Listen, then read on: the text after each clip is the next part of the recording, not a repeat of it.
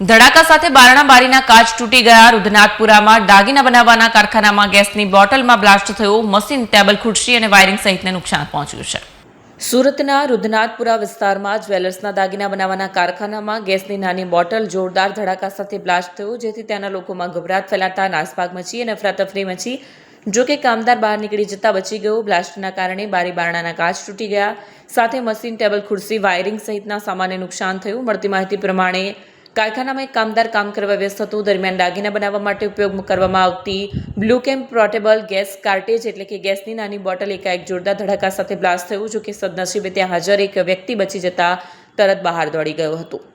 બ્લાસ્ટના બનાવના લીધે ત્યાંના લોકોમાં ભય ફેલાતા ભાગદોડ મચી હતી. આ અંગે ફાયર બ્રિગેડ અને પોલીસ કર્મીઓને જાણ કરતા ઘટનાસ્થળે ધસી જઈ કામગીરી કરી.